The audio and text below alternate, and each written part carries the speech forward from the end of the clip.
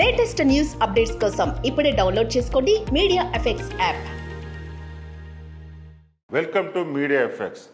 తెలంగాణలో సంచలనం సృష్టించిన ఫోన్ ట్యాపింగ్ కేసులో కీలక పరిణామాలు చోటు చేసుకోబోతున్నాయి.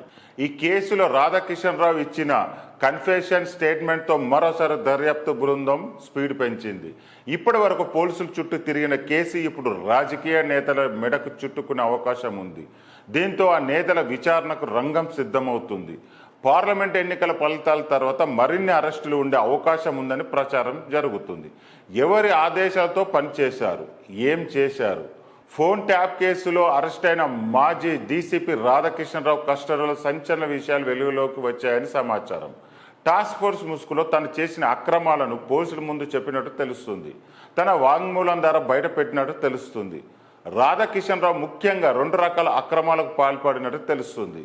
బీఆర్ఎస్ వ్యతిరేక పార్టీల డబ్బును ఎక్కడికక్కడ పట్టుకోవడం, బీఆర్ఎస్ నేతల డబ్బులను ఎలాంటి అడ్డంకులు లేకుండా ప్రభుత్వ వాహనాలు తరలించడం వంటి పనులు చేసినట్లుగా చర్చ జరుగుతుంది. ఫోన్ ట్యాపింగ్ ద్వారా ప్రణీత్ రావు సేకరించిన సమాచారం మొత్తాన్ని ఇంటెలిజెన్స్ చీఫ్ ప్రభాకర్ రావుకు చేరవేసేవాడని సమాచారం. ఎవరు ఎక్కడి నుంచి ఎంత మొత్తాన్ని ఏ రూట్లో డబ్బులు తరలిస్తున్నారన్న వివరాలను ట్యాపింగ్ ద్వారా సేకరించిన ప్రణీత్ రావు ఆ సమాచారాన్ని ప్రభాకర్ రావుకు చేరవేసేవాడని పోలీసుల వాంగ్మూలంలో రాధాకిషన్ రావు చెప్పినట్టుగా తెలుస్తుంది. బీఆర్ఎస్ ఎమ్మెల్యేల కొనుగోలు కేసులు జరిగిన పరిణామాలు రాధాకిషన్ రావు పోలీసులకు చెప్పినట్టు సమాచారం.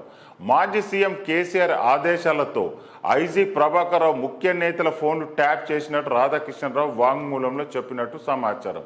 దీంతో పాటు మునుగోడు ఉప ఎన్నికలపై కూడా కేసీఆర్ స్పెషల్ ఫోకస్ పెట్టినట్టు రాధాకిషన్ చెప్పినట్లు తెలుస్తుంది. హుజురాబాద్, దుబ్బాక ఉప ఎన్నికల్లో బీజేపీ గెలిచాక ఎలాగైనా బీజేపీని మునుగోడులో ఓడించాలని కేసీఆర్ భావించారని రాధాకృష్ణరావు చెప్పినట్టు చర్చ జరుగుతుంది. ఎమ్మెల్యే కొనుగోలు కేసుపై ప్రభాకర్ రావు తనతో చర్చించినట్టు రాధాకృష్ణ చెప్పినట్టు తెలుస్తుంది. బీజేపీ ముఖ్య నేతలు పైలట్ రోహిత్ రెడ్డిని సంప్రదించారని, రోహిత్ రెడ్డి కేసీఆర్కి సమాచారం ఇచ్చారని చెప్పినట్టు తెలుస్తుంది.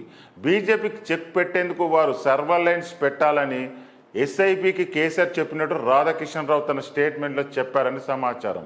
కేసీఆర్ ఆదేశాలతోనే బీజేపీ అగ్రనేతల ఫోన్లు ట్యాప్ చేశామని చెప్పినట్టు తెలుస్తుంది.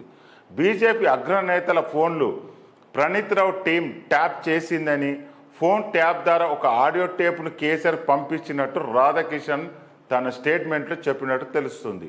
ట్రాప్కు ఒక రోజు ముందు ఫామ్ హౌస్లో కెమెరాలు ఫిక్స్ చేశామని, మరో 3 ఎమ్మెల్యేలను అందులో పాలు పంచుకోవాల్సిందిగా కేసీఆర్ చెప్పారని, ఆపరేషన్ మొత్తాన్ని సైబరాబాద్ ఎస్ఓటి పోలీసులు చూసుకున్నారని రాధాకిషన్ రావు స్టేట్మెంట్ ఇచ్చారని తెలుస్తుంది.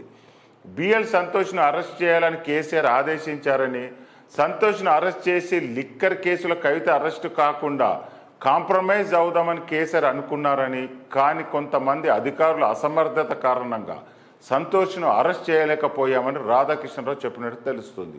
పలువురు అధికారులను కేరళకు పంపించినా ప్లాన్ సక్సెస్ కాలేదని, సంతోష్ను అరెస్ట్ చేయలేకపోవడంపై కేసీఆర్ అసహనం వ్యక్తం చేసినట్టు చెప్పారని తెలుస్తుంది. కేసీఆర్తో ఉన్న అనుబంధం కారణంగా ఇంతకంటే ఎక్కువ విషయాలు తాను చెప్పలేనని స్టేట్మెంట్లో రాధాకిషన్ రావు పేర్కొన్నట్టు తెలుస్తుంది. రాధాకిషన్ రావు పోలీసులకు ఇచ్చిన వాంగ్మూలంలో పలువురు బీజేపీ నేతలతో పాటు బీఆర్ఎస్ నేత ఆర్ఎస్ ప్రవీణ్ కుమార్ ఫోన్ కూడా ట్యాప్ చేసినట్టు ఆరోపణలు వినిపిస్తున్నాయి.